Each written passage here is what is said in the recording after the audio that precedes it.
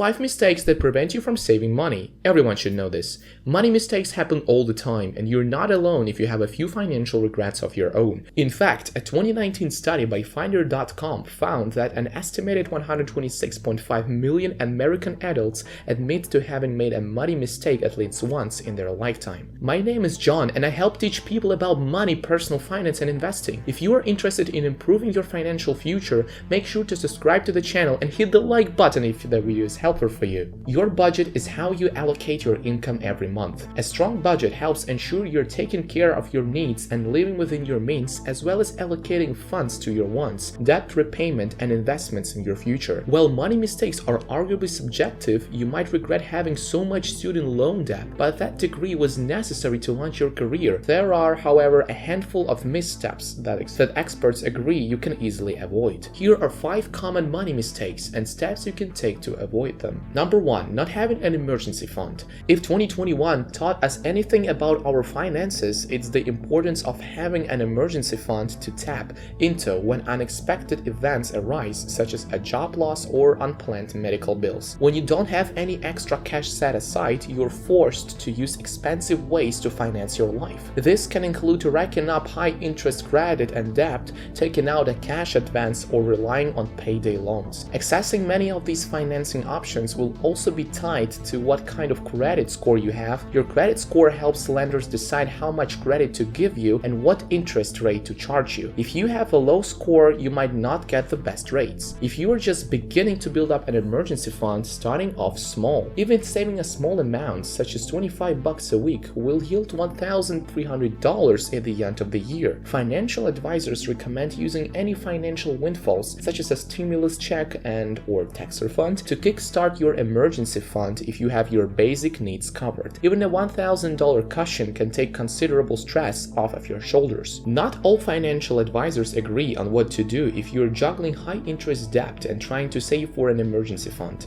Some experts argue that building an emergency fund before paying off your credit card debt is bad advice, while others recommend prioritizing your emergency savings before fast-tracking your debt payoff. Many people loathe consumer debt and are motivated by being completely debt-free. While that is a fantastic and worthwhile goal, it shouldn't be at the expense of being prepared for an emergency. They are essentially betting that they won't have a financial emergency in the period of time it takes to pay off that debt. Number 2. Paying off the wrong debt first. If you have student loans and a car payment and credit card debt and a mortgage, it can be hard to know what to tackle first.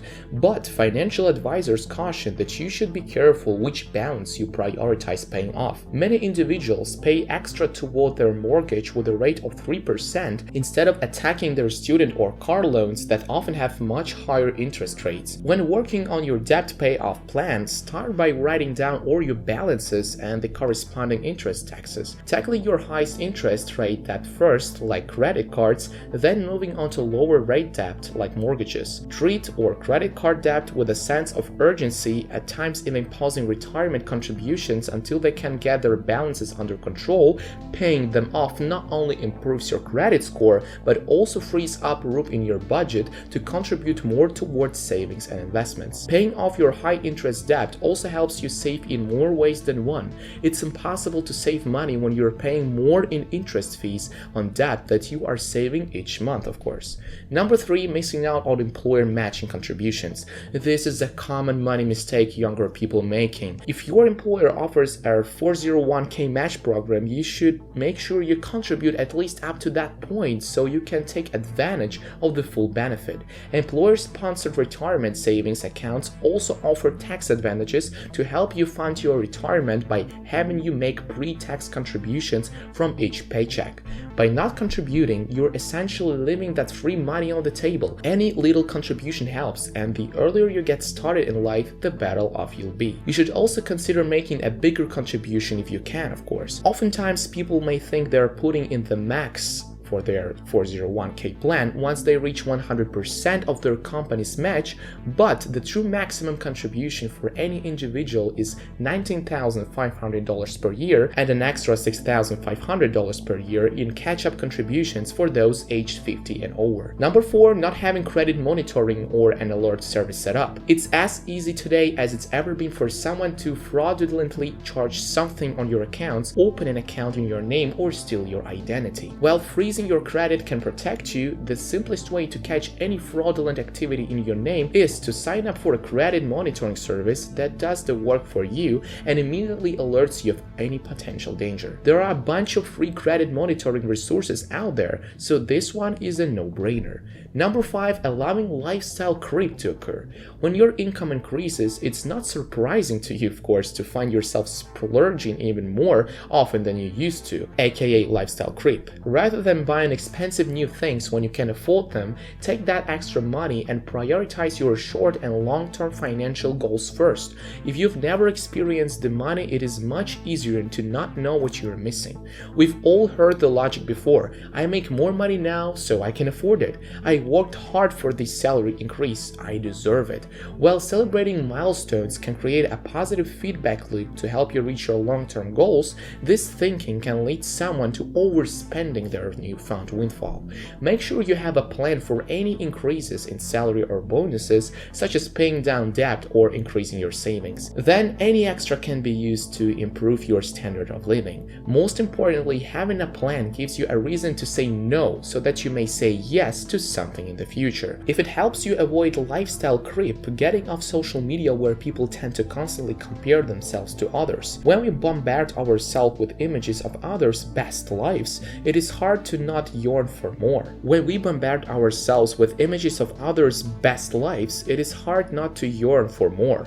Know that spending more on consumer products won't make you happier in the long run. Instead, focus on social connections, experiences, and give them back when you can. But that's not all that can prevent you from saving your money. What about buying a new car? Cars are depreciating assets, which means they drop in value as they age. A new car loses 20 up to 30% of its value in the first year of ownership. Many manufacturers offer certified pre-owned vehicles, which are typically 2 to 3 years old with low mileage. These programs usually include a full overhaul of the vehicle and a manufacturer warranty. You get the advantages of a new car for a much better value, and all you give up is the new car smell. Many people have reluctance to pursue financial education.